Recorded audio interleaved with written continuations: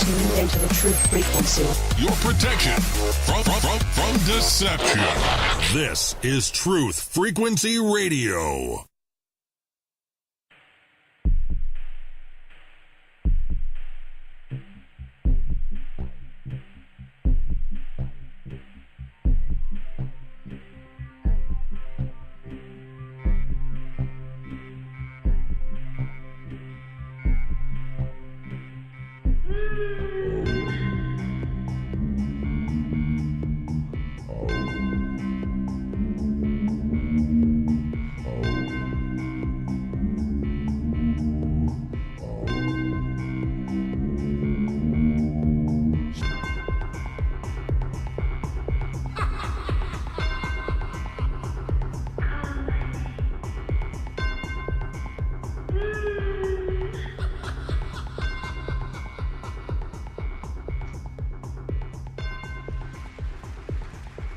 Ladies and gentlemen, welcome to tonight's episode.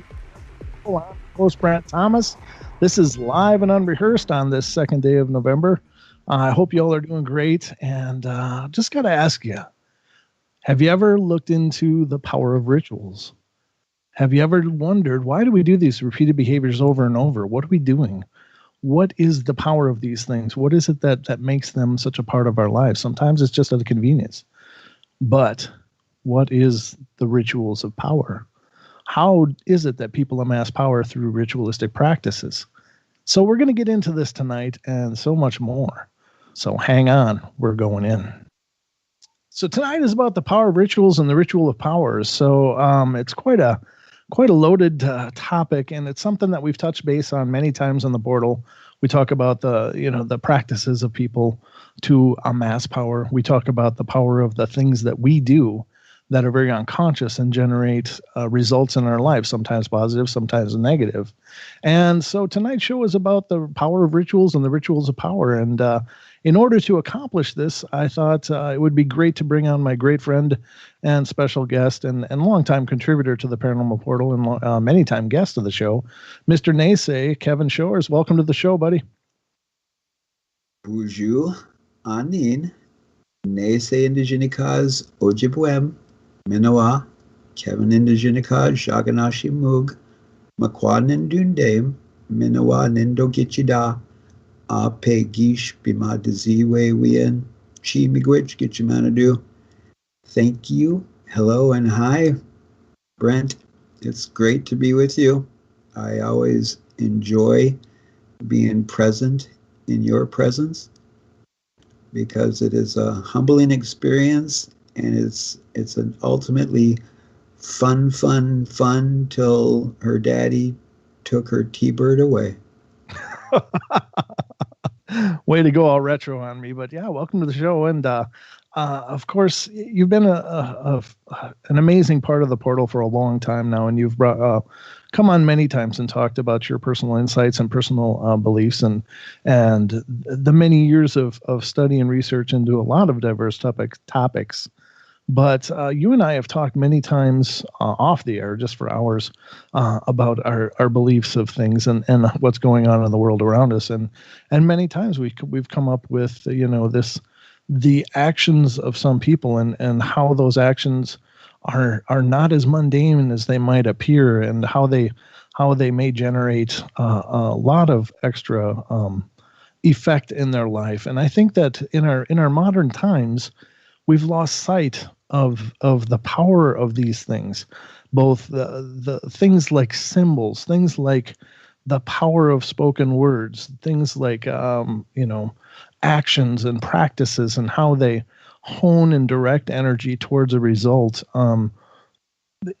It's something that comes up an awful lot in our discussions, and so I couldn't think of anybody better to have on to help me through this discussion point, because it is kind of hard to put it into words sometimes, what you see and hear and what you feel on an emotional level. But I know that you've articulated a lot of points about this in the many discussions we've had. So, but powerful people are powerful not by happenstance. Would you agree? Well, considering the absolute fact that I have lost sight of the reality that we have been conditioned to observe. Yeah, right. But realizing that we have greater sight utilizing our full spectrum of being. And in that state of being, the universe, we realize the absolute power that is abundantly there. However, through that construct of the preconditioned situation that MK Ultra, mind control, behavior modification, the plan of the powers that should not be, we are constantly second guessing our power. And so we have challenges utilizing that unlimited tappable power that is just there. Mm-hmm. And so how do we not only individually but collectively get there instead of just going along to get along, being that twig in the river, just going through the flow? As much as I do believe that we all have our own destiny, I do believe, like Rumi said, that we are the architects of our own destiny. So how do we get a rudder? How do we get a sail? How do we make an oar as we're on that twig going down the river? To utilize the flow and the energy of the river and to get there in a better manner than going through all of the challenges that we tend to attract. Right. All of the things that we draw to ourselves. Now, would you agree, though, that the fact that most people don't feel empowered is probably by design? Like there is a lot of people who have a vested interest in a lot of people remaining powerless. Would you agree with that?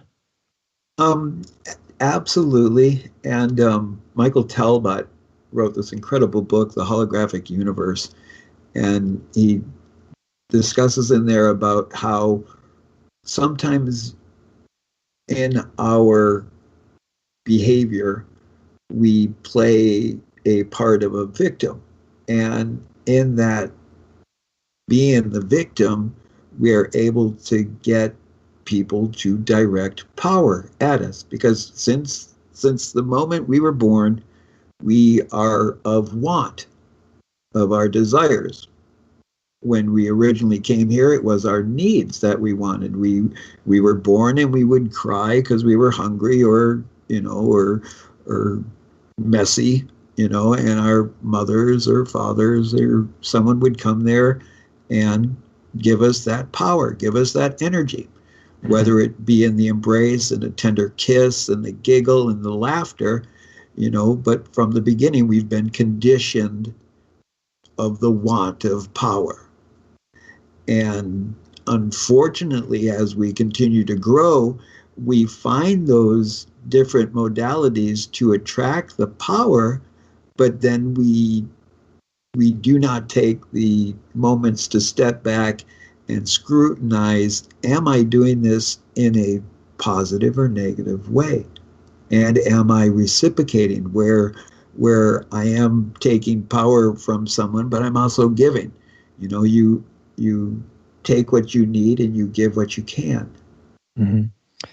Now, the other thing that I've noticed a lot is that people tend to accept that their reality is as it is because they are subjugated or being put in this place. And I think that somehow through the ages and perhaps through most of all recorded history, people have not realized their own potential and their own power, unless it comes to, unfortunately, and this isn't unfortunately, I certainly don't ever hope that these things ring true today, but through acts of revolution. That's about the only time that people begin to feel empowered and begin to feel like they have the ability to form their existence. But I think that, we have been conditioned to not know that we create, that we are forming the reality around us, and through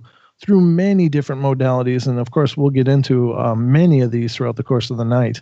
Now, ladies and gentlemen, this is, of course, an examination of thought. It's this show is, and it's, I'm going to borrow this from Brooks, but this is basically one big thought experiment. But I hope throughout the course of this show to try to remind you all, because I think it's in there, it's in all of you, each and every one of you, that you are creating your reality. And this is something that definitely came up on the show when Chris and Sheree, of course, were on the Paranormal Portal most recently, is that we are forming our reality. And I just want to challenge each and every one of you to look at the conditions of your world, then look at your practices and how you project yourself into this world, because we are these dynamic, incredible beings. And I just hope that throughout the course of this discussion, this thought experiment, to remind you on some level of the amazing ability that you all have.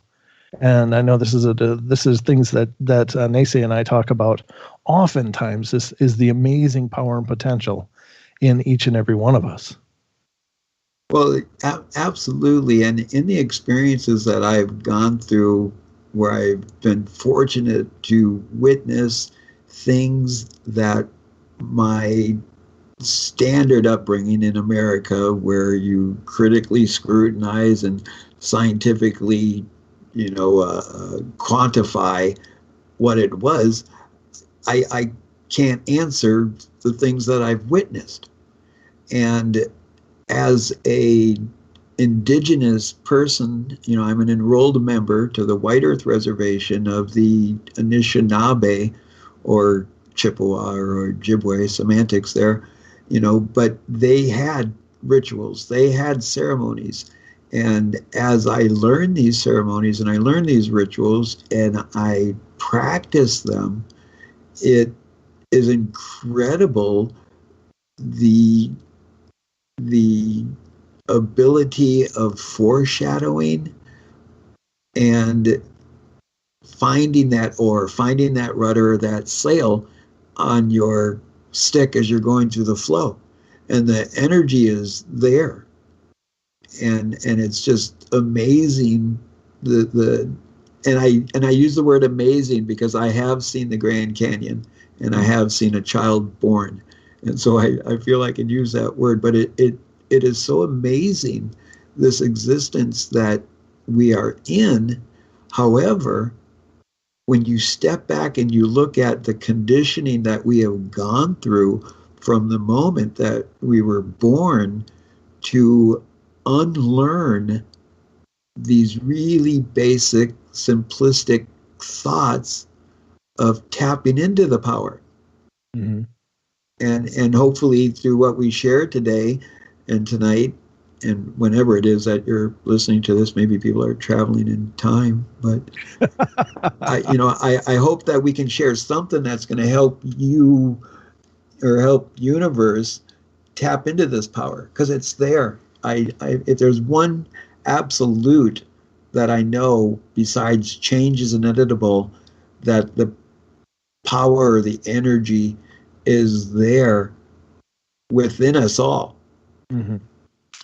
Yeah, exactly. And throughout the course of the show, ladies and gentlemen, we're also going to touch on, in many different esoteric practices and ideas, there's a lot of focus on lunar cycles, and there's a lot of focus on how things like, different times of the year, different times of the month, different periods have a different energetic principle and can be really beneficial for certain manifestations, if you will. Now, the portal's never going to be about, a primer for any kind of ritualistic practice or ideas. But I think the thing to remember, ladies and gentlemen, is that there's truth in every place of the universe.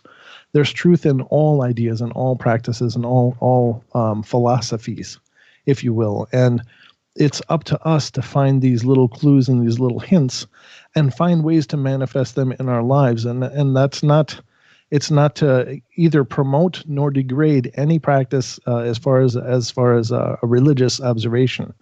I'm not about changing people's paradigms in that manner.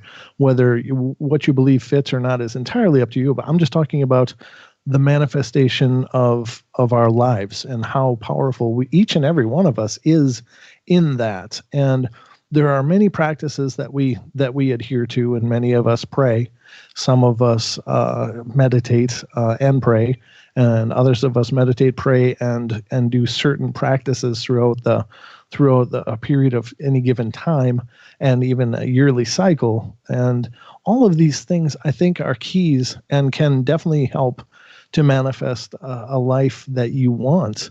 The thing is in my belief, the universe is abundance. The universe is not about what am I trying to say, about famine and about struggle and of course the universe is a broad and ever expansive dynamic, but I don't think that there is any need for us to exist in any kind of famine or mode of starvation, whether that's emotional or physical or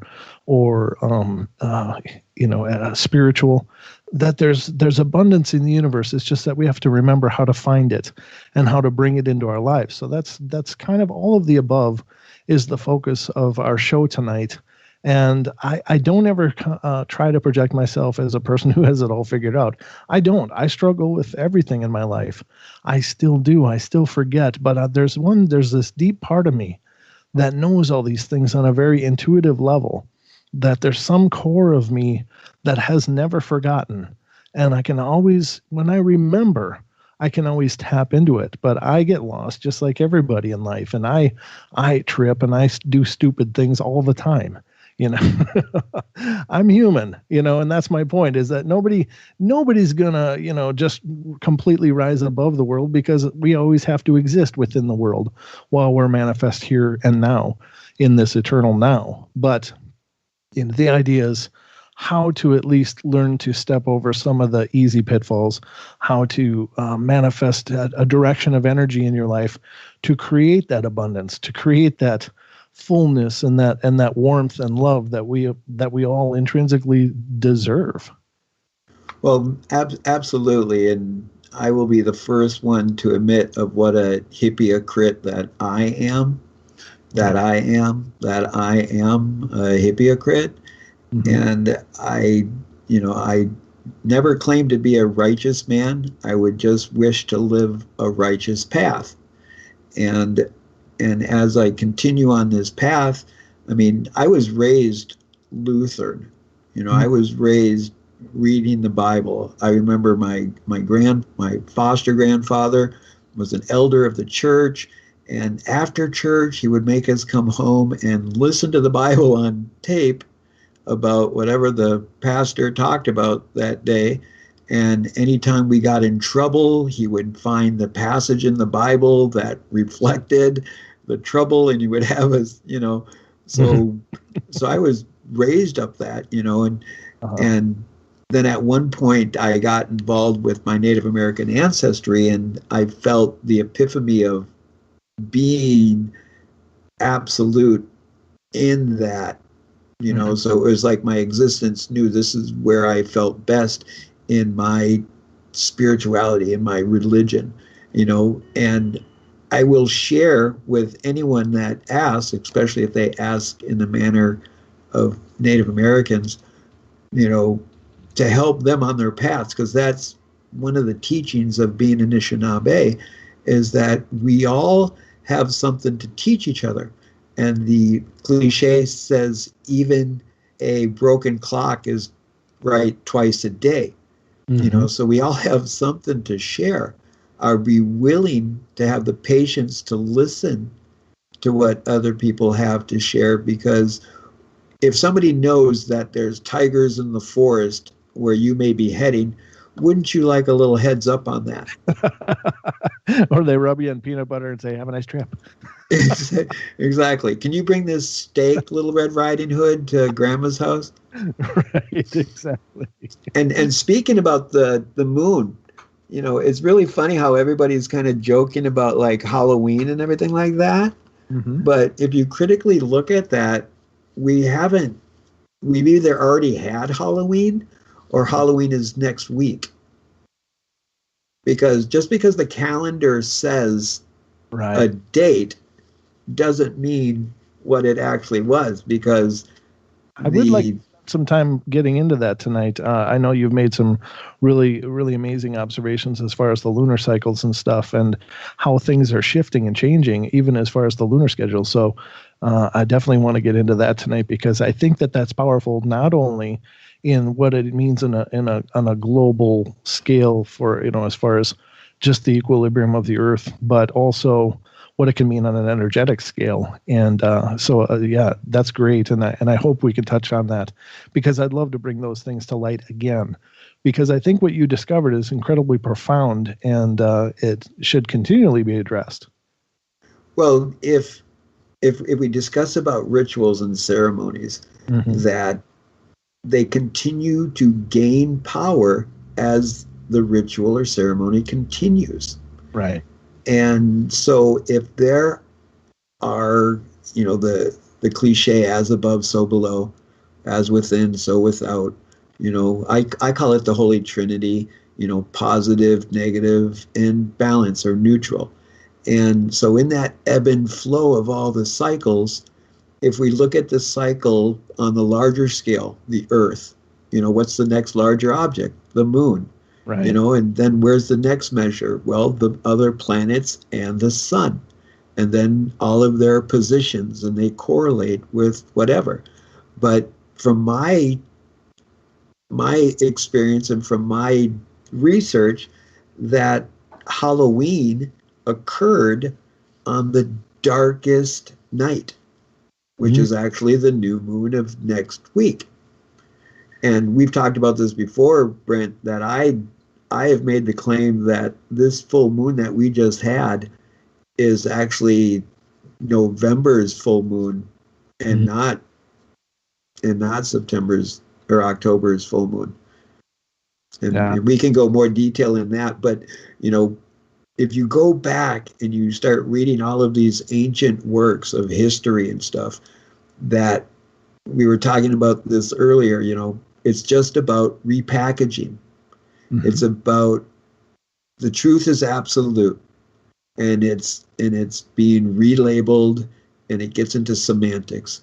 But then if you go back to these ancient mystics or magicians or wizards or witches or many different names, medicine men, shamans, you go back to these people of these gnosis, and you realize that they also would look at the larger cycles to get into sync, because the energy, just like with the clock and all of those gears and all of those wheels, when they're all moving in harmony and synchronicity in a symbiotic relationship, then as you continue the ritual, as you progress the ritual, it grows and it grows. And if the powers that should not be, which I call the them or the they, if they can keep us off sync, then they keep us away from tapping into that power.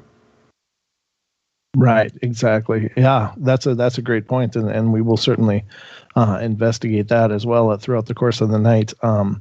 I think that the core of it all is that, and maybe the failure of us all is this belief in separation, that somehow we are these energetic islands that exist unto ourselves.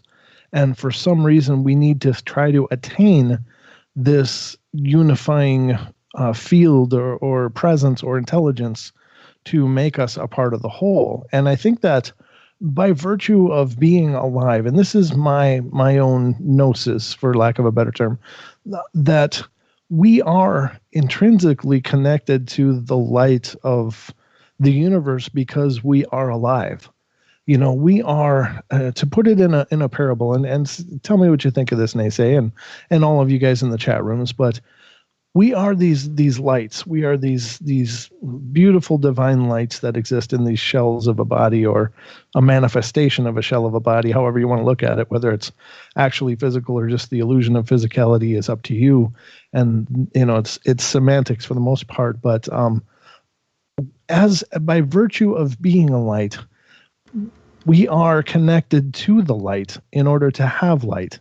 In other words, the spark of life is not separated from the source, that we are intrinsically entwined and interentwined, through an infinite number of connections to every other light and every other source and every other divine power. And that becomes us. But it's our idea that we're separate, that we're somehow adrift and lost. And we create that illusion in our lives because of the fallacy of that idea that we're somehow alone. But if we know that we're connected, and if we know that we're always interconnected, then that is incredibly empowering. And suddenly the entire scope and breadth of the universe becomes us, and we become it. And then it's all polarized, and it's all in balance and in harmony. And we'll get into this after we're back, ladies and gentlemen.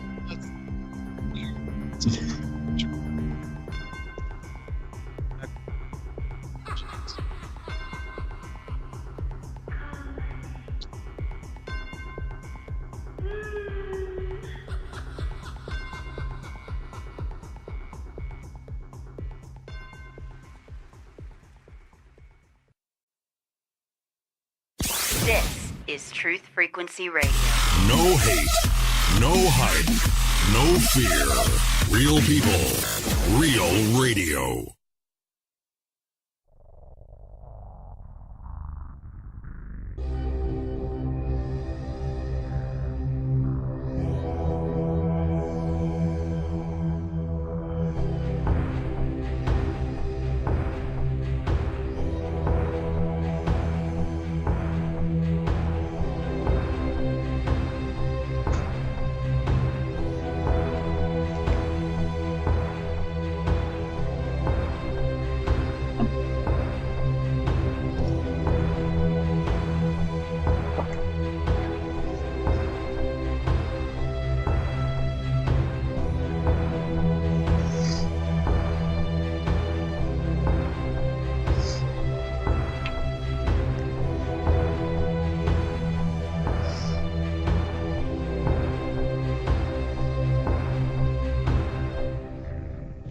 And welcome back, ladies and gentlemen, for the second half hour of tonight's show. This is the Paranormal Portal. I am Brent Thomas, and so far we are on schedule, which is always a good thing because, it would be no good to be adrift. But let me welcome back to the show my good friend and special guest tonight, Nese. Mr. Kevin Shores joins us here tonight as we discuss the power of rituals and the rituals of power. Welcome back, brother. You just had to get that mister in, huh? Oh, you are a mister. You're one hell of a mister. That's all I got. Mr. Twisted, man. So before the break, I was talking about the connection and the truth of our connection, my own personal truth of our connection. And what are your thoughts of that?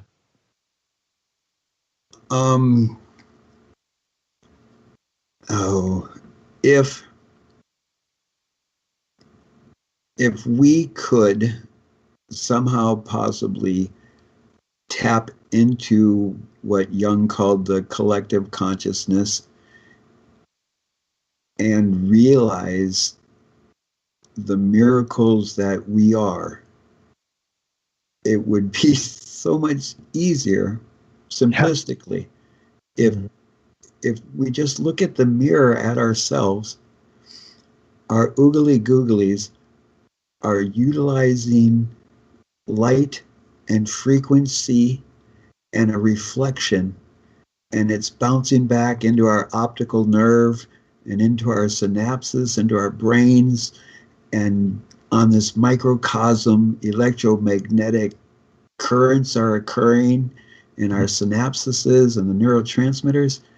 And so to me, it's like a no-brainer, pun intended, of what miracles we are. Right. And we forget about this.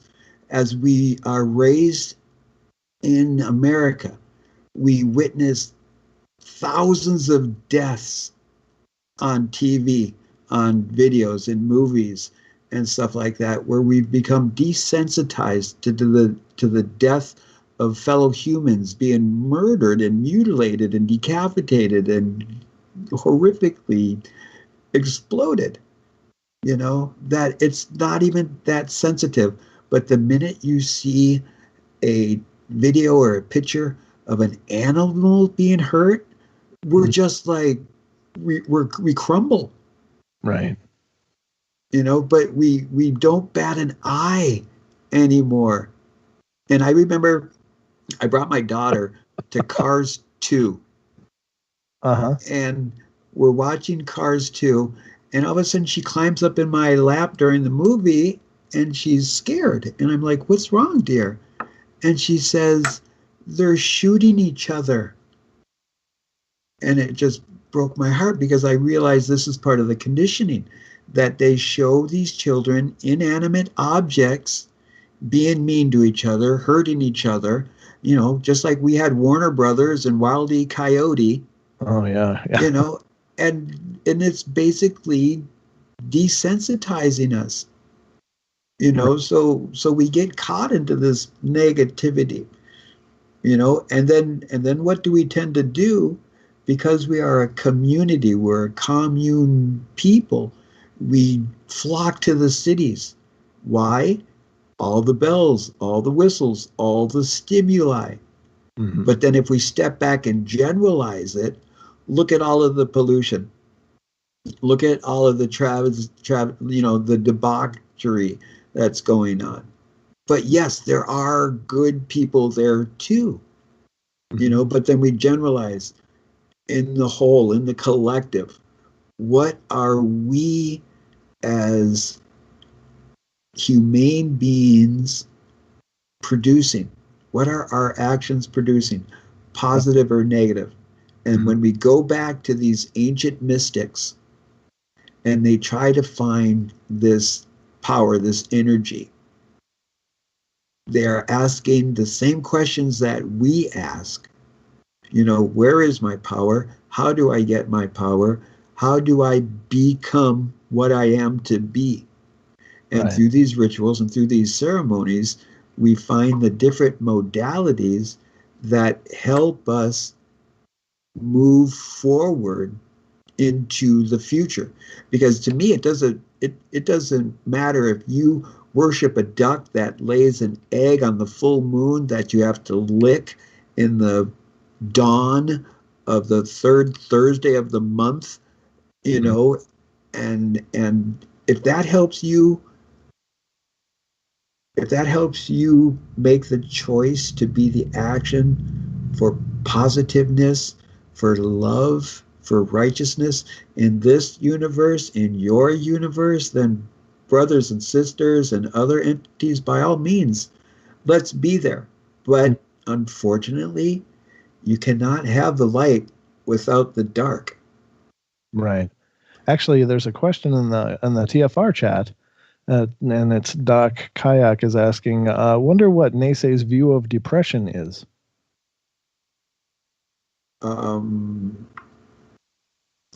My belly button. That might be a depression, but I think he's talking. Well, I mean, it, to me, and I can only share from my experiences and what I go through. My situation is that I am blind. I am crippled up in a wheelchair. I've been living with Gulf War illness in my realization since 1992 when I started getting sick. And I've been in my wheelchair since 98, like almost 24/7. And I've been blind now for 11 years. And I was ran over by an 80,000-pound commercial garbage truck. And I've gone through a couple experiences where I fell through the ice, and just I've had some near-death experiences and falling from the rafters in a gymnasium in a school, and just things where it's like, okay, I'm here for some reason. They obviously couldn't Wile E. Coyote you, could they? Right. And when I spent the summer in that rehabilitation center, and one of the most saddest times of my life is when my roommate was dying of stomach cancer. Oh. And I was in this room, and I had a broken hip and a broken elbow, and I was messed up. And so I was bedridden for like the first 2 weeks of this stay. And my roommate is in there dying of cancer. And there was one time in my wheelchair where sometimes you get into this pity party and stuff. And then while I'm in my wheelchair, I'm looking through my pouch where I have my money, and I see the wheels of another wheelchair, and I look there, and it's a gentleman who is missing his lower half of his body, and he's laying on his chest on this platform, and his arms come around the platform, and he's using that to push the wheels to get around, and he has this basket under him and everything. And I looked at that, and I thought about myself in the wheelchair, and I'm like, what am I whining about? And it makes me think of the metaphor of, the man was upset when he lost his shoes till he met the man who lost his feet. Wow. Yeah. And so, so we do get caught up in that depression, but the challenge is, how do we recognize that cycle of going down the spiral and either turning it into a dive and busting right through it and breaking on through to the other side, or stop the momentum going down? Because sometimes it's harder to climb out of it than it is to go down through it. But at any moment, we have the ability to make the proclamation, to cast our spells, to cast our words, and say, this is my 0 point. This is my bottom. This is where I start forward momentum on this cycle. So when you recognize the cycle, and not the dominant cycle of the psychos that are trying to control us, because the definition of insanity is doing the same thing over and over, expecting a different result. Working 9 to 5, what a way. Oh, I'm sorry. Oh, God. But don't give me a copyright strike. oh, yeah, Although that singing wouldn't get it. Like singing. No, I'm just kidding. but yeah, so what ritual are you going to start doing? What cycle are you going to put your energy into? Right. Because as we look at these ancient mystics, we can go back to the book of Thoth, and you find out that, he was a reselling of the ancient Mesopotamians and the ancient Sumerians' gods and deities. So it continues to come from an older cycle, but we utilize new words and new labels so we can help share it to us again. So if you want to start your ritual, then start it. And I believe the minute that you find your own truth, you'll feel that resonation. You'll feel that chord being struck where it's like, yes, this is it. Whether it be, fully going into your faith of being a Christian. Because if we critically look at one of the oldest and known stories of a great mystic or a wizard or a witch, and I mean no disrespect whatsoever, but Jesus. Jesus was casting spells. They were considered miracles by the church and stuff, because at one point in the 1500s, from the 1300s to the 1500s, the church was really going against anybody to claim to have any type of powers of magic. You can find it literally in the laws of the United States and in England of where laws were passed banning magic. Mm-hmm. I remember hearing about that. Yeah. And if you go back and what do we call the manipulation of fields? For a term we all could agree on, magic. Mm-hmm. And magic is that ritual, learning that spell, learning that lesson, learning that fable, to utilize it for what? That choice is yours. Hopefully it's for good, it's for love, it's for positiveness, but unfortunately, like we discussed, you can't have the good without the bad. So then there are people that are purposely wanting to be into that negativity. Right. And that's, oh, go ahead. Well, I was going to say that I think you really nailed a really key part of it when you said, you're talking about depression and going down this spiral, and then you said, as soon as you cast your intention, and I think that that's the key. The key is intention, and it's something that I heard way back when I was a teenager, learning about esoteric ideas and stuff from a close family member, and she said that energy follows intention. Energy follows intention. And, it's through the years of culminating a lot of searching, researching, exploring, I've learned that, the term casting just has such a negative connotation, but that's not what it is. It's the same thing as saying manifesting. It's the same thing as creating. It's just a different semantic to describe the same act of bringing something into reality or realizing something, which is something another esoteric teacher of mine told me when I was a teenager, is the power of realization. To realize something is to make it real. It's not just, oh, I understand. It's not an understanding. It's to realize something in yourself or in your life. And perhaps understanding is the most rudimentary form of realization. But to realize something is incredibly powerful because you are giving something intention of vibration. In all different esoteric ideas and modalities and traditional ideas and modalities and religious ideals and modalities, it's all about intention. You intend to pray for the sick in Christianity, and you intend to send healing energy in like many esoteric ideas and philosophies, and you intend to create health in somebody through a use of herbs or practices or energetic crystals, whatever. And across the board, it has to do with intention. And sometimes people get lost in the ritual, and they forget that a ritual is just aiming something. It just gives you triggers to aim something.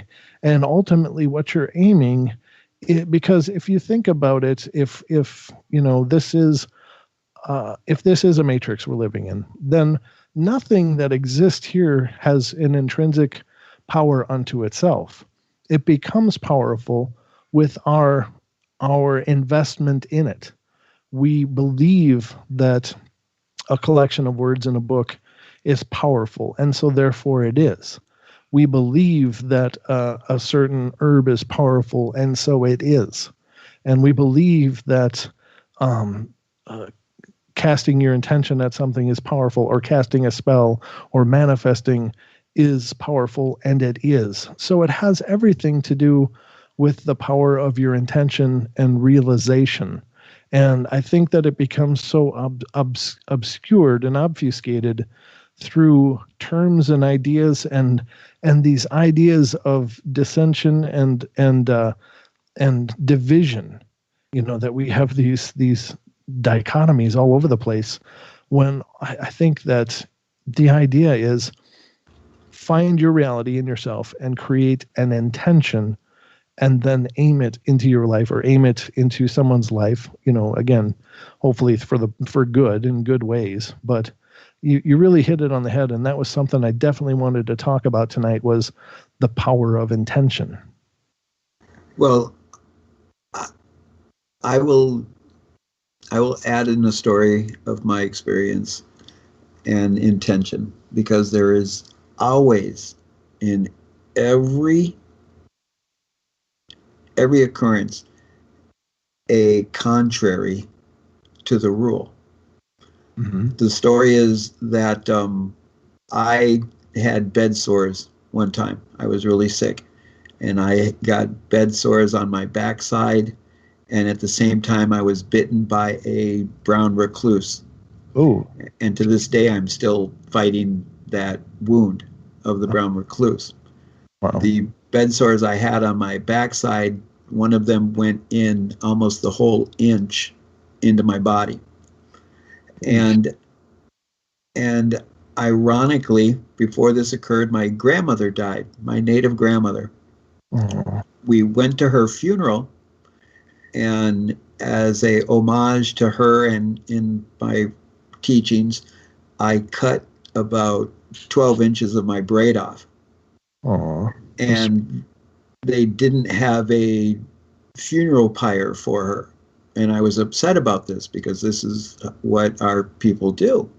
Mm-hmm. And we went to the grave site, and in the whole thoughts of intentions and everything, I told my daughter, toss my braid in on top of the crypt, because they put you in a concrete box. Right. And my daughter did. And then, lo and behold, it was shortly after this that I get these bed sores, and I get bit by these brown recluse, and I started getting some dreams and stuff. And so I go to talk to my elders, and I explained to them what happened, because I told my mom, and my mom said, you need to talk about it. And so all of a sudden I get told by some elders, I just offered myself to the dead. And so then we had to go and dig up my grandmother's grave. Oh, no. And we're thinking, there's no way this is in February. Uh-huh. I'm like getting massively sick. My brother flew in from Germany because we didn't know if I'm recovering from this. And so we set it up to go there to dig up my grandmother's grave, because on the reservation we understand this. And so we get there. I'm at home. I get 4 of my male friends to go there and do this, because it's just a native thing. So they go there to get there. They wake up and it's sleeting. And the weather is horrible. And they're like, I don't know if we can do this, Kevin. And I'm like, we can do it. You guys can do it. I got faith. They go to get there. They get there to the reservation, and they get on the reservation, and it's literally no visibility fog. Oh, wow. And they're like, Kevin, we don't think this is going down. And I'm like, come on, I've been, I'm doing ceremony. This is happening. I have faith and belief of this. And so all of a sudden my mom finally gets there. The fog clears. Oh, cool. And so then they go to the place where we had to get this backhoe, because it's February and the ground is frozen. Right. And so they pull the backhoe out of the garage. It gets 10 yards out of the garage, dies. Oh, no. A part breaks on it. They called me up and they're like, hey, Kevin, the backhoe's dead. We got the picks and shovels. We're willing to do that if that's what you want, but this is going to take forever now. And I'm like, it's all cool. Keep going. And so all of a sudden, a guy who was not working, who was off work for the week, he was on vacation, happened to be driving by, witnessing the backhoe out of the garage, pulls up, sees everybody standing around it and stuff, and he's like, what's going on? And the guy says, part broke, can't find a part, don't know what to do. And then the guy goes to take a look at it, and he goes, "Go to the old warehouse on the shelf to the right. I found that part last week." Oh, wow. Cool. And he puts it on a shelf. They go get the part, a 15-minute change. They get there to my grandma's grave. They do ritual ceremony. The backhoe hits the ground. And we're thinking like, looking for my braid in, 5 feet of dirt. And so on the third scoop, as the scoop started coming out of the ground, my brother starts yelling, "Stop, stop." And hanging on the edge of the claw is my braid. Wow. And so my mom just had to walk over to the edge, reach out. My mom collected it, did ritual, we did ceremony, brought it back to my home, did more ritual and ceremony, and took care of it properly. And literally within days, my wounds started healing. Wow. And I was, and the VA was like telling me, "You need to be hospitalized. These will never heal Oof. if you stay at home." And literally probably within like a month and a half to 2 months, these 1-inch deep wounds were healed. Oh, wow. And so my intentions were to honor my grandmother. But we're told and we're taught that there's different ways that we are supposed to dispose of our hair. Oh, And I didn't follow that. What are those, by the way? I just want to know. Well, we collect our hair and we burn our hair. Oh, okay. Okay. Yeah, we burn our hair because, if someone gets a hold of your hair, or if someone can get a hold of your dead skin, or, this is where we get into the whole spells, and, and you can do positive things too. Sure. Yeah. Because, go ahead. I know that a real Victorian practice was to make post-mortem jewelry out of people's hair, and a lot of hauntings have begun that way or been perpetuated that way. So I know that hair is considered to be quite a powerful object. The reason that I wanted to know is that, I have a braid going all the way down my back as well, and I brush it out, and, of course, there's pieces that come out of it. It's just hairs fall out, and I just throw them in the garbage, but I'm going to have to start burning them. Well, I was told by one elder that if a bird gets your hair and builds it into a nest, it could drive you crazy. Oh, really? Wow. Yeah. I don't know if that's true or not, but that's what I was told. And I would make a couple guess. There's a few birds that have been braiding my hair for a while. Yeah. Because if you've probably heard the last 72 hours, we'll come back and I'll tell you later. We'll tell you guys a bit, but we're going to take and be right back. More.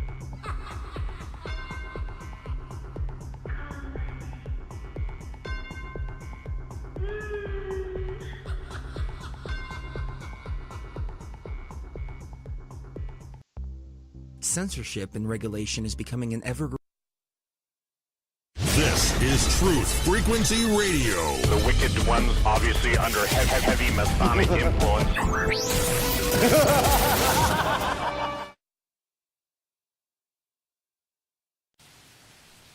This looks extraordinarily bad. They linger in a perpetual dream state, a nightmare from which they cannot wake.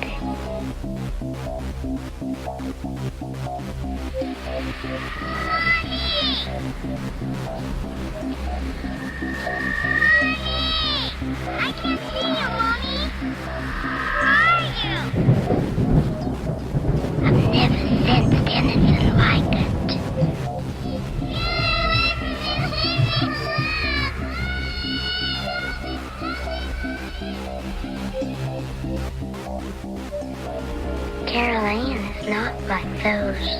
she's with. They're attracted to the one thing about her that is different from themselves. Her life force. It is very strong. It gives off its own illumination. It is a light that implies life and memory of love and home and earthly pleasures. Something they desperately desire but can't have anymore. Right now, she's the closest thing to that. Poltergeists are usually associated with an individual. Hauntings seem to be connected with an area. A house, usually. Poltergeist disturbances are of fairly short duration, perhaps a couple of months. Hauntings can go on for years.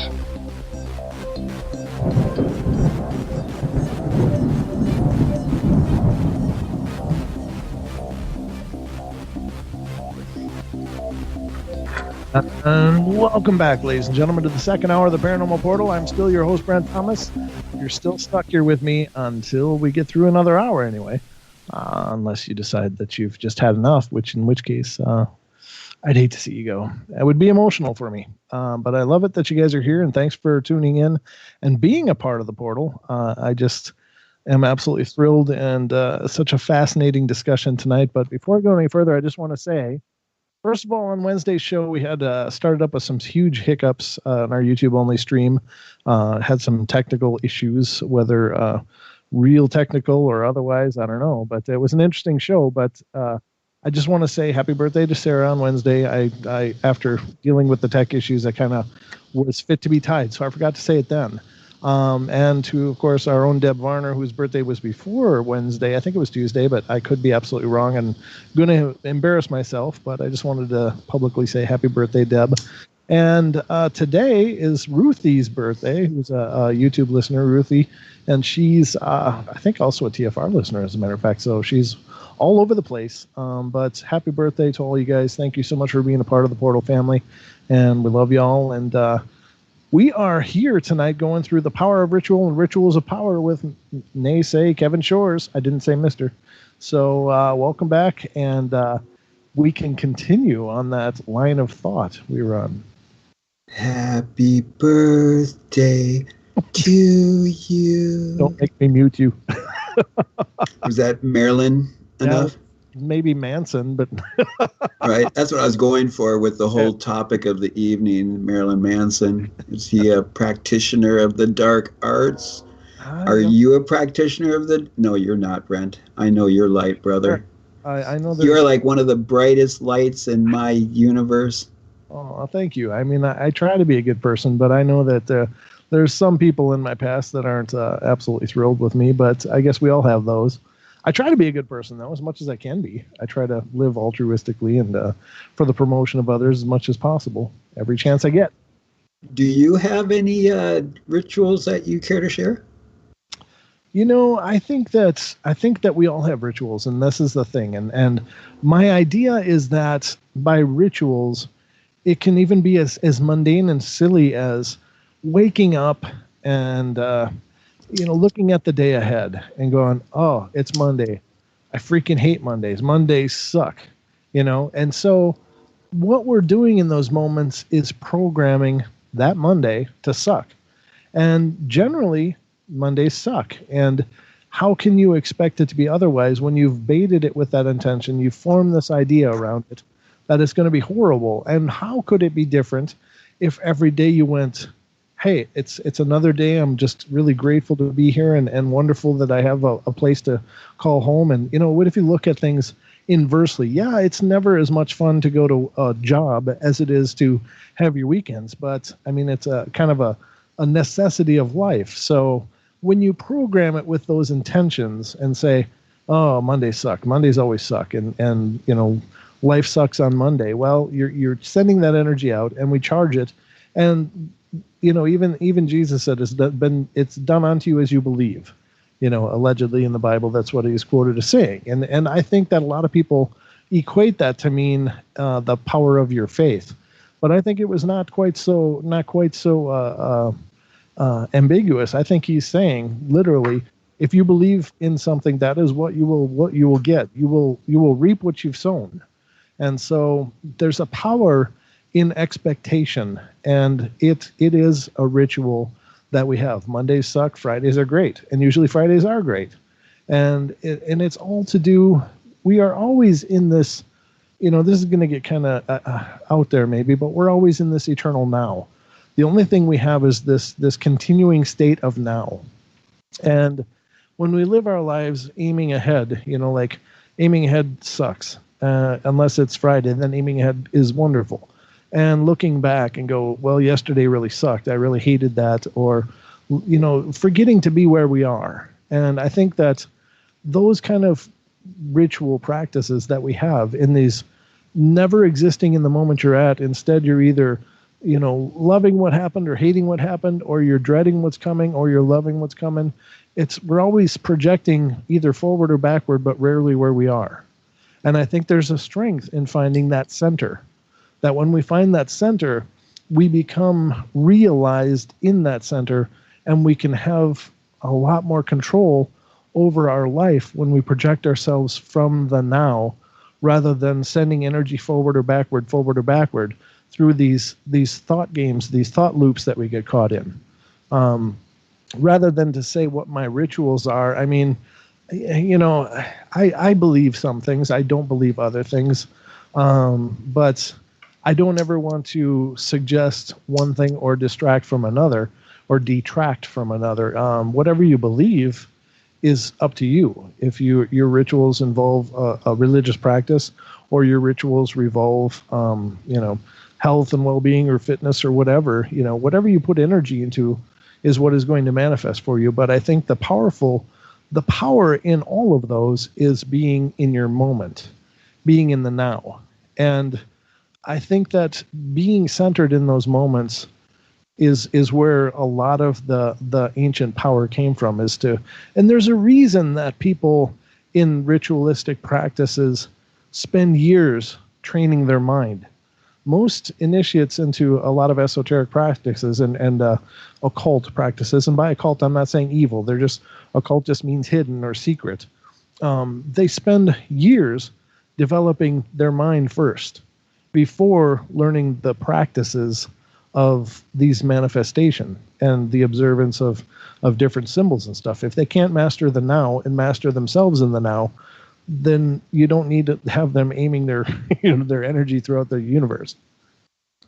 Right, exactly. Well, and it goes back on that whole thing of, there's energy and power everywhere, and sinking into those powers, however you as the individual prescribe to it, you are the only one that's going to know if it helps you or not. I can share what my truth is. I can share what I do for rituals and that, but is it going to work for you? That's the unknown. If it does work for you, then I would always recommend, don't follow anyone blindly.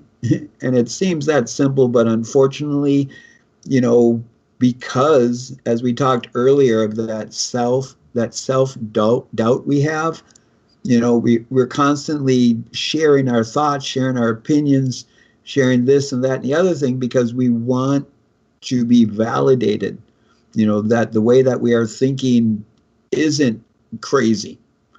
But I think we need to be a little bit crazy, because the way we're being conditioned to think right now isn't working for us. I have talked time and time again to people that are like saying we're so off, and they're feeling so off, men and women alike.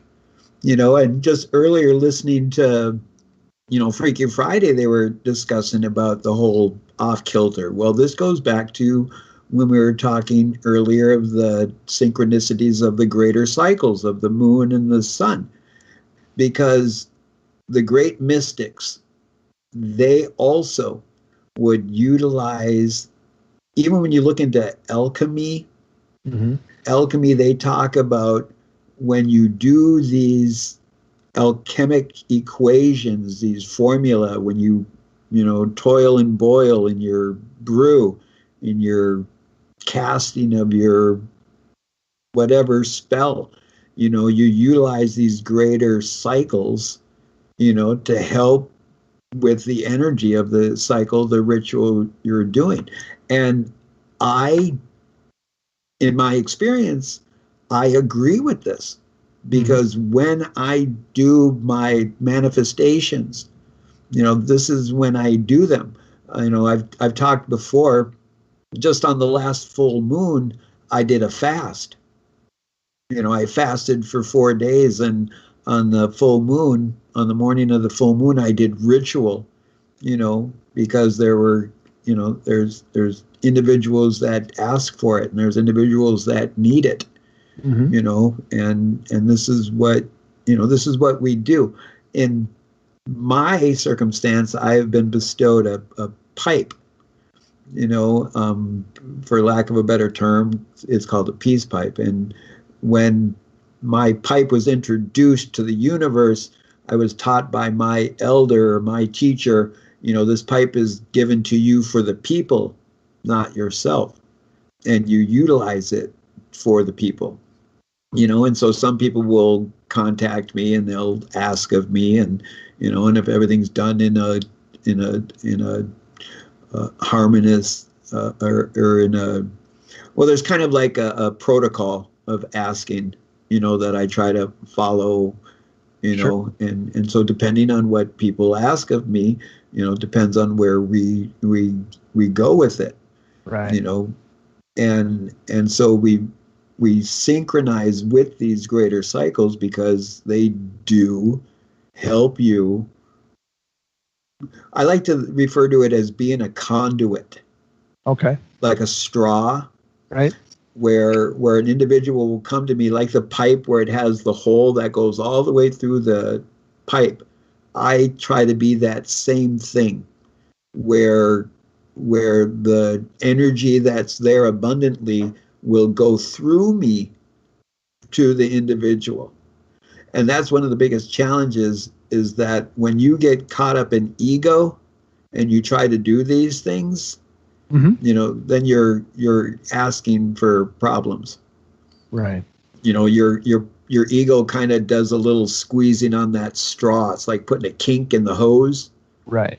And so then because every time you do something, and I believe this happens just when you as an individual put any type of intent towards another individual, direct any kind of energy towards another individual, as you push forward, you may not notice it, but from behind, you're being pushed forward too.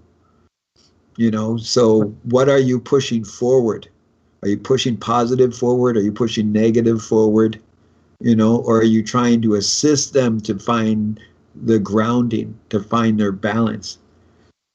Because that is what I would suggest in anybody's looking for a ritual, looking for a path, looking for a cycle, to help themselves move forward in a positive thing, is what makes you happy, what makes you positive, and start with focusing on that, because you want to start in a good way. And when you get that new ritual, when you get that new goal, when you set that new course, you have all that excitement and all that joy to start that, whatever it is, but then all of a sudden a couple days go by, a week goes by, and that joy gets lost. Right. So how do we find that momentum? And is it just a matter of looking at it from a different perspective? Because this one goes out to all the flat earthers. We do live under a dome, all of you. And that dome is your cranium. Right. Very good point. And I think you said something very powerful about coming from a place of ego too. And I think once you insert ego into any manifestation, it becomes worldly, it becomes earthly, and it loses its charge. Or you subject yourselves to what most people understand as true karma, where what you're sending something out when it comes from a place of ego, the ramifications of karma or whatever you want to believe, what you reap is what you sow, that kind of idea, and it's folded into I believe all of the esoteric and religious practices, that what you send out you shall receive, which is just another way of saying karma. But when you wrap things, intentions and manifestations through a place of ego, then it becomes worldly, and then it either becomes muted or hamstrung, or you subject yourself to a return of a negative worldly charge. It is, I don't know how I'm trying to say it, but I hope what I'm saying makes sense. But that once you take it away from a place of altruism or some kind of state of divine practice, then it becomes ego driven and worldly, and it just becomes tainted, for lack of a better term. Oh, absolutely. It's like the metaphor about the two wolves, the positive wolf and the negative wolf, right, which when you feed, everything leaves residue. And even if you've been feeding the negative wolf for 20 years and you're like, okay, I'm going to start feeding the positive wolf, that negative wolf is big because you've been feeding it for all that time. And so when you turn your back on that negative wolf, it's there behind you.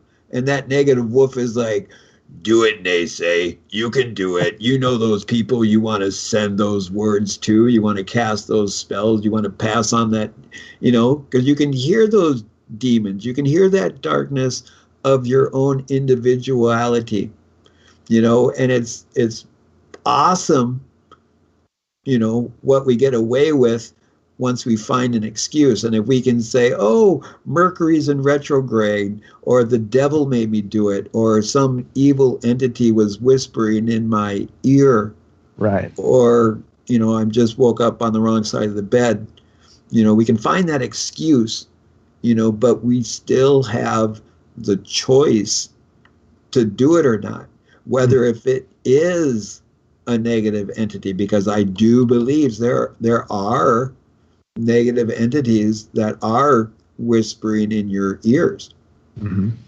along with your own self-doubt.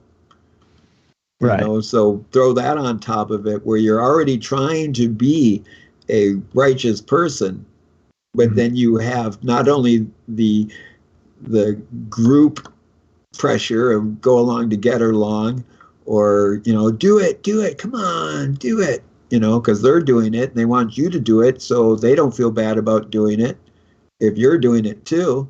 Right. And and then you think of the negative entities, and as I do believe we are going through a electromagnetic shift, if you want to semantics, call it thinning of the veil, with what's going on with the sun and the moon and the positioning of all the other planets and stuff. It is causing a different electromagnetic occurrence, right, that can be measured. So ladies and gentlemen, there is a lot of people that practice observing the signs and seasons and manifesting due to those.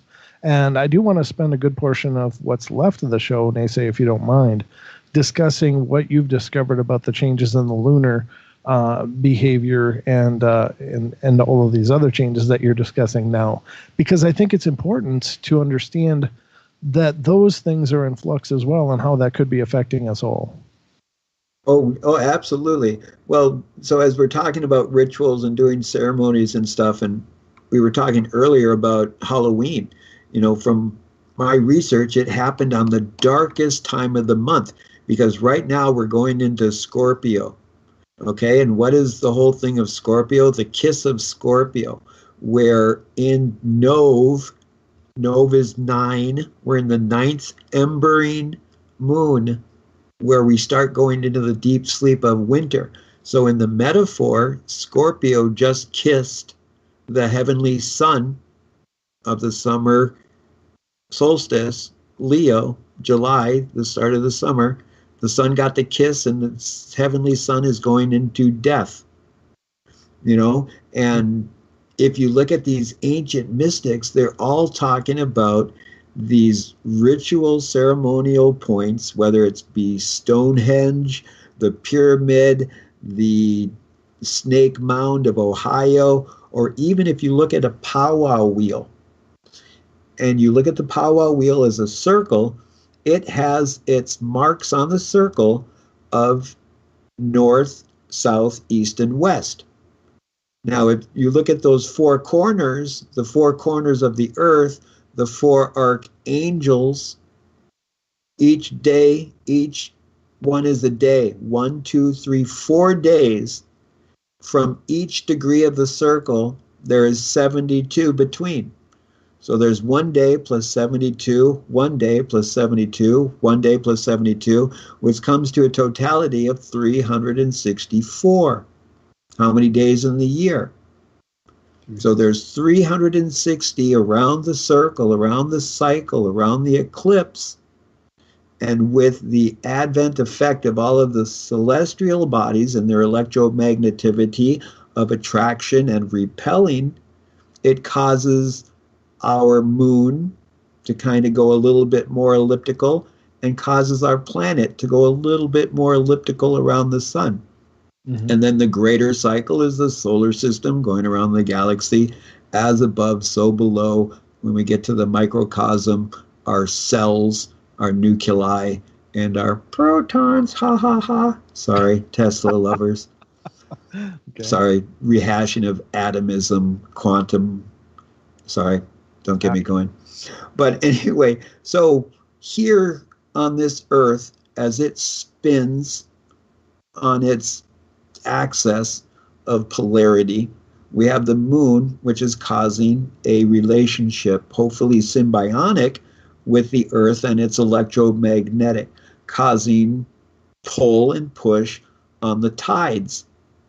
Water, the moon, helps the tides. We are estimated over 85% water. So that moon affects us. Women are supposedly over 90% water, so even more effective by the moon they are. And so what do? But we put rubber on our feet, which causes an insulation of electric energy. So we're not on Mother Earth. We're not tapping into Mother Earth. How often do we connect to Mother Earth? And so in all of these cycles that we get wrapped up into, we have not realized that in the last year, our moon month has went from 28 days to 30 days. Our last arc of the cycle, from we're now going into winter. If we look at winter on the clock, it's up at 12. So, the month of 12. So we're, 9 o'clock, we're at 10 o'clock, going into 11 o'clock, November. Okay, so we're going into that, the death spiral. But in that last arc, from the summer solstice, was only supposed to be 72 days. But for some reason, it was 78 days. So what could have caused that whole 73 days? And now this weekend, we're going into daylight savings time. So they're going to mess us up even more with the clock. And so do you see how out of whack of the cycles we are not connected to?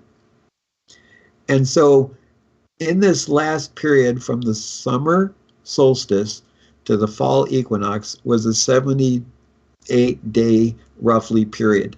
And from my calculations now, from the equinox that happened on the 25th, 26th of September, it's going to look like the winter solstice is going to actually occur possibly on the 25th of December, which is, to me, astronomically impossible according to my calculations over the last year of paying attention to the sunrise and the sunset and the positioning of the moon and all that. So not only do we have the possibility of the full moon, I believe is happening on the calendar date of the winter solstice. Wow. Which I have not been able to find out has happened before in the past. That's crazy. But not only that, but the winter solstice may be occurring at that same time. And it's hard to calculate it because as you look at all the different... Can you hold that? You bet. All right, ladies and gentlemen.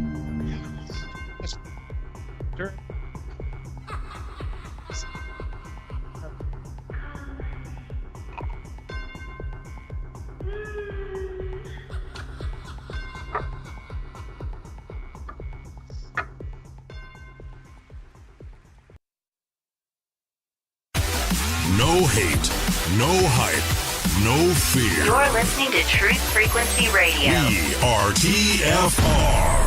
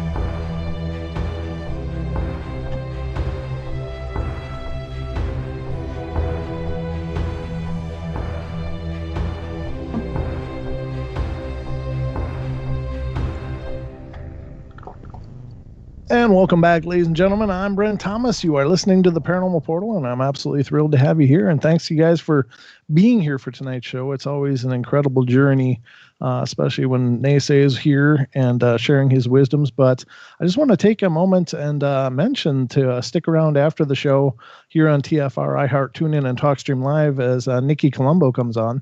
And she's been a wonderful new addition to TFR. And just an amazing energy and insight. And tonight's show, she'll have a special guest on. Laura Eisenhower will be your guest, and they'll be discussing how to exit the Matrix, which is absolutely phenomenal and really just an amazing journey for sure. I'm going to have to stick around and listen to that for sure. So tune in. And also tomorrow night on the portal, we're going to have a special guest. We'll be returning. Miss Shell Dion will be back, and she'll be joining us. She is, of course, a cryptid expert. She deals with Bigfoot and Dogmen and et cetera, and has pretty amazing experiences with them personally, and has formed relationships with them. She will be on the show to talk about the distinction between wolf people and dogmen. And it's pretty amazing. I've talked to her personally about it, and it's going to be a pretty incredible show and some really jaw-dropping insights into what the whole deal is with the dogmen and wolf people and all that information. It just really, really is just like, wow, seriously. So some pretty impressive shows. So again, after the show, Nikki Colombo will be here doing her journey, and we will be back tomorrow night, of course, with Shell Dion to explore the cryptid world with her. And of course, she's with the Tree Peekers and Whisper Walkers groups, and just her last show was great, and she had to reschedule because she was going to be on a return. She was going to do a return visit to the portal, but she had a bunch of things come up and had to reschedule. So we finally got it dialed in, and she'll be back here tomorrow night. So definitely check it out, 7 p.m. Pacific Standard Time here on TFR Live, iHeart, TuneIn, TalkStream, and on our YouTube channel at youtube.com/Paranormal Portal, where you can watch what we do, the magic that is the portal, every time we broadcast here on TFR. So if you want to see what we look like performing the mayhem that is the portal, stop by our YouTube page and check it out. And definitely subscribe and share. Spread the word. We definitely want the portal to continue to grow. And we just have an amazing community of people that have surrounded us here on the show. And the TFR community in general is just absolutely incredible. So if you want to help support TFR and to keep the momentum of the machine that is TFR moving forward, you can become a member if you're not already. So stop by tfrlive.com/paranormal portal. And on the right, you will see how to sign up and help support the network and support the portal as well. It's everything you guys can do definitely helps us out. If you would not only gain access to all of the Paranormal Portal archives, but you can download the archives commercial free for your listening pleasure wherever you may want to hear us. And not only us, but every other show and host on TFR, you gain access to all of those. And there is so much talent on this network. It's just insane. I mean, just in the greatest way possible. And a bunch of incredible new additions, Nikki Colombo being one of them. Crow 777 is on, along with our alumni that has been here since its formation. So just an amazing thing. TFR is just an amazing machine. So we definitely appreciate your support because these are labors of love for us all. And unfortunately, sometimes these labors of love come with a lot of overhead. So anyway, you guys can ease the burden if you like what you're hearing and you want to help keep it and perpetuate it and help it to grow. That will definitely do it. So, but tonight we are joined by Nese, Kevin Shores here, and we are discussing the power of rituals and the rituals of power, basically manifesting energy into your lives and by things of signs and seasons and symbols and practices and words and energies and intentions. And we were just talking about the lunar cycles, and they say you had just talked about the solstice possibly being or the full moon possibly being on the winter solstice as the calendar speaks. So I'll let you continue where you were left off there. Well, yeah, that's where I was trying to get to. The crescendo is that the odds of it all of a sudden resynchronizing like it was, because at some point when the Gregorian calendar was created, the solstices were occurring on said dates of the calendar. But as I was explaining about the ellipsis of the moon and the sun and the earth, that it's constantly shifting a few degrees here and a few degrees there. You know, but when you start noticing these synchronicities of change, you know, and you start recognizing the pattern and recognizing the cycle, and then you correspond that with like these ancient works of writings and these indigenous, their legends or their mythos or their history, and you'll find all of these correlations of patterns, of cycles that, you know, and I love the buzzword. It's now called climate change. Okay. And one thing that's inevitable is that change occurs. And literally in my research, that the earth is literally tilting and the continents are shifting dramatically. And this is where I wanted to go with the whole circle of the powwow, that we have it set up on the White Earth Reservation. Our powwow grounds are in alignment with the rising sun and the setting sun, with the east door and the west door. And that circle represents a sphere, you know, and that sphere represents as above, so below. When you get to the rituals, when you get to the symbols and stuff, if you look at the oldest symbol known is the dot, the single dot in the center. And then the next is the circle or the line, a straight line. And then it's the circle. And then that circle represents everything. And when you start tallying, when you start counting beans of how that circle with the dot in the center, and you put a stick in that dot, it becomes a sundial. And so as you calculate the heavenly sun shining down upon us, casting our shadow, casting our darkness in relative positioning of the sun, where does your shadow lie? Where do you lay? If the sun is directly above you and you cast no shadow, you still are dark. Where? At the sole of your feet. Oh. So when you're standing on Mother Earth, straight, erect, at attention, and the heavenly sun is directly above you, shining down upon you, your soul is still dark. Your soul is still black. From the moment we are born in this society, they blacken our souls with ink, and they stamp our souls to their certificates.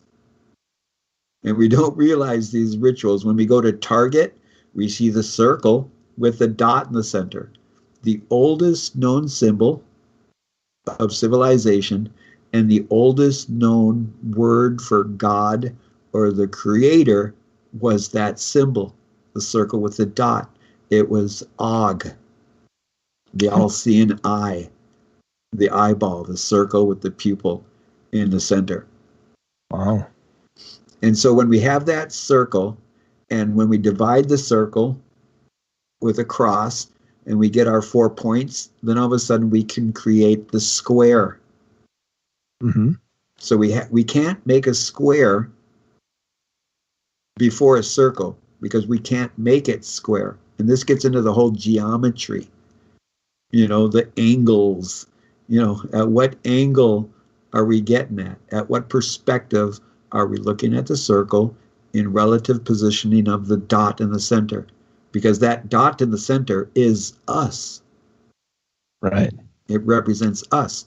So when we look at ourselves as that circle or that cycle or as that sphere, when we look within the center of that dot, when we look within the center of ourselves, and we're able to find that power as above, so below, because it's all connected, then we are able to start the ritual, start the connection, whether it be that morning sun, good morning, sun, I'm here, let's go, this is the day, like you were saying, what attitude are you waking up with? Right. What do you project? Yeah, because every day is like a canvas. Every moment is like a canvas. And we have the ability to paint on those moments. We have the ability to project.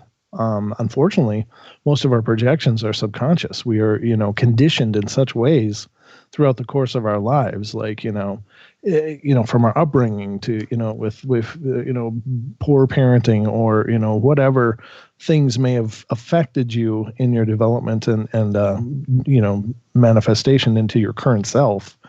We project those things out. And until we own this moment, this now, until we reconcile those pasts and diminish their power in our presence, then how can we truly project into the world what we want when we're so burdened and laden with this old garbage? And sometimes I like to use the analogy of us going, through this maze or these rooms, and sometimes we can't quite figure out where the door is. So we kind of bang into walls and it's like, oh, that's not the way through. And you bang into another wall. Oh, that's not the way through. But then you do eventually find a door and you realize this is the way to continue to get through, this part and into another part. But then you open the door and you try to go through and you can't.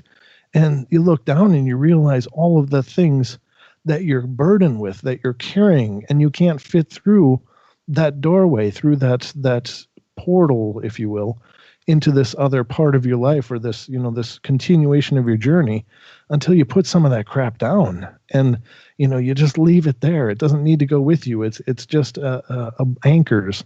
They're weights. They're not helping you to become the you that you are manifesting. And so we have to put these things down and then we can fit through the door. And maybe the next door will require we remove more of this stuff. and maybe we accumulate in each room, and that we have to put down or decide what have we grabbed and gathered that needs to stay, and what do we need to discard that doesn't fit anymore. And so it's this progressions through our lives that, will shape the energy we project out, whether in, as a ritual manifestation of our life. And I think that most rituals are completely self-conscious or subconscious, that we don't realize that we're projecting our life this way. We just think that it's been given to us. We've been told, we've been conditioned that it's been given to us. But we have to be empowered to realize that it's been given to us because we've accepted that gnosis. We've accepted that idea that this is what you can expect. And somehow along the way, we lost sight of that magic that is us. And we lost sight of the ability to project that into the world because we're told, no, you need to project this. Life isn't all games. You got to work. You got to blah, blah, blah, blah, blah, blah, blah, and it becomes unfun and it becomes unmagical and it becomes, becomes the Dursleys compared to Hogwarts. That's funny you bring that up because, well, real quick, going back a little bit, like with the projection of the sphere and you being in the center of the sphere, and you create your perimeter of the sphere or the shell of the sphere. And when you get stuck in that perimeter and you're in the center and you go to the edge of that sphere and you're trying to break through the wall of that sphere, well, unbeknownst to you at the far end of that sphere, you're pulling that in on itself. So on that end, it's turning into like a funnel, and then all of a sudden you break through your parameters of that sphere. And it's just like that popping the balloon from the inside. It expels you and it thrusts you into the new. And that sometimes becomes overwhelming. And that fear of breaking through will sometimes prevent us from trying to open up that door and going on to the next thing, because of that lack of recognition of our self-power.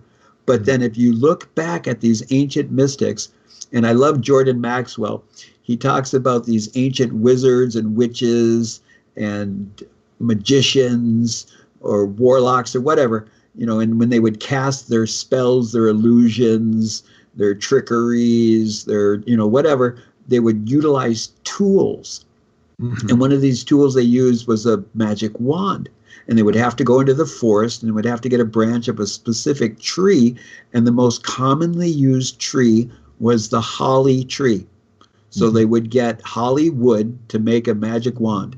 And just like today, as magic has transformed or transmuted into technology, we have Hollywood, a magic wand that's casting its spells and its illusions and trying to keep us in this lack of gnosis. The one thing that I have witnessed in all my experience about trying to find the truth is that I've never been told the truth, and that the thing that has been most suppressed to us silly humane beings is the whole metaphysical reality. They don't teach us in school how do we spiritually evolve. Right. How do we grow in essence? They don't teach us that, which is really sad. Well, right. And that's, and I don't ever want to cast aspersion at somebody's faith. And believe me, I got to use my disclaimer here, but I think any faith is beautiful. Don't get me wrong. But I think that they're all right and they are all wrong. All of them.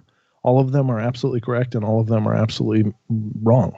And the way that I see that a lot of religions are not fulfilling people's spiritual need is that they give these references of absolutes and wonder and this charmed existence and living under the light of a supreme deity or God, however you want to define that. But they don't truly teach the tools to the people regarding how to manifest that, how to connect to that, how to, there was references to it in for instance, in Christianity, the praying without ceasing. Well, how do you pray without ceasing? Well, the act of prayer is aligning yourself in a divine way with the creator, the universal energy, the all powerful being, the essence of everything, and to maintain that. So prayer is to, connect yourself to that. And the idea of prayer without ceasing is just to make sure that you always hold that connection in all that you do. I mean, there's people running around with bracelets like WWJD. It's like, it's right. it's like, oh wait, I got to align myself with this, and that was actually a beautiful gesture. It's the right kind of thinking, and not that the Christ is the only path, and that's not what I'm implying, but it's a great gesture because it reminds people like, oh wait, look at my bracelet. What do I do now? Oh, let me look at my bracelet. Oh yeah, how would Jesus handle this? And it becomes a beautiful little memento and idea. But, it doesn't have to be, it's like, what would insert name here do? What would you do? Or what would God do? It's the idea is to manifest that divine presence in yourself as much as you can. And it's a journey for all of us. Nobody's there. Nobody's got it all nailed, but we're all trying to figure it out. Now, when I first started the portal, I first idealized doing the portal. I really didn't talk about myself. I didn't talk about my beliefs or my opinions. I just talked about phenomena because that's what I envisioned the portal becoming. But the more that I spoke, the more that I found listeners connecting to that and saying, wow, I really appreciate it when you, because I was always embarrassed whenever I'd get on the soapbox and say, well, this is my, feeling on this. These are my 2 cents. And I always felt a little, embarrassed about that. Like, God, I shouldn't have probably done that. That's, this isn't a show about me. But what it is, what I've come to find out that it is that this is our community. And yeah, we do discuss paranormal phenomena. We do discuss a lot of ideas and possibilities and potentials. But we're also a community of people that are really doing the best we can to create a better place. And so with this little corner of my world, of the world called the Paranormal Portal, I hope that I can use it as a vehicle in some ways to help people realize their incredibly beautiful and powerful nature, and not to diminish their value in any way, but to empower them to go, you guys are absolutely manifestations of something incredibly amazing, and you live these lives, and we all do. We all live these lives thinking that we're just this little body in this little corner of the cosmos on this little speck, and that we're insignificant, but we're not. We are manifestations of this divinity, and in that comes such incredible power and ability. It's so incredible of where we've gone with the portal this evening, because as we were talking earlier, I mean, I was just over the last break, I was going over I wrote notes for today, and I have like Humunculus and and Nicholas Flamel and Hermes Trismegistus and Isaac Newton, and and it's like, where do we go with all of this? Because it's such a broad subject, but the one thing that you can notice is that all of these individuals of the past are just like you and I, where we're trying to find out what it is we are to be. Right. And that's the beauty of us all being here together, that we're experiencing this, but we get so wrapped up in all the bells and whistles and the outside stimuli, where it's hard to stay in synchronicity to the cycles. And if you are one of those individuals that need a tool, can work better with a tool, like things that are tangible, then find your stone, find your sigil, find your tool, find your magic wand, make a magic wand. Because as we've stated, when you think, when you make thought or action or movement noticeable and unnoticeable, constantly there is electromagnetic currents that are happening all the time inside you. every single time. And when you are able to find the moments to be in that moment, and you can fine tune, like Ken Wielder, and he talks about, taking a 5-watt light bulb and condensing it into a 5-watt laser. A 5-watt light bulb won't do much to read by or anything, but if you condense it into a 5-watt laser, you can burn a hole. Mm-hmm. And so if you can concentrate, if you can focus your thoughts, and whether if you need a tool to do that, like some people talk about a worry stone, a stone that fits good in your hand, and you just rub your thumb on it, and you just think of that, rubbing your thumb to focus on that. Just something as simple as that, to start these rituals, to start these ceremonies, and then you get to a point to where you're like, hey, every new moon, since it's the darkness of the month, every new moon, I'm going to have a dinner party. I'm going to make food for other people and invite people over and share my love and share my joy. Good for you. Yeah, that's a wonderful. Because those are rituals to where we become the community, come unity. Because we all feel alone, and it's incredible that we have this technological advancement, on these social devices, on these computers and phones and whatnot, but they are not reality. Reality is when you're there in the presence of somebody. And unfortunately, I believe that when we tune in to our devices of technology, our energy goes to a relay station. Mm-hmm. And what do they do with our energy when they relay it to our friends, to our loved ones? Are they doing it in a positive manner? Because it is electromagnetic radio waves. Sure. Yep. So always ward yourself, shield yourself, protect yourself, because there's locks on the doors for a reason. And it is unfortunate that there are individuals that are negative.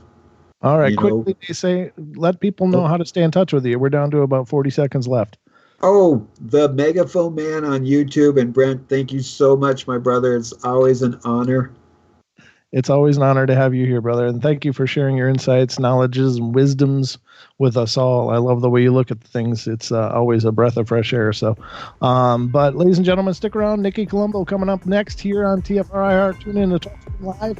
And we'll be back. I'll be back on the show tomorrow night here on the portal. Well, be kind, nice, and take care of each other. We'll see you tomorrow. Toodles.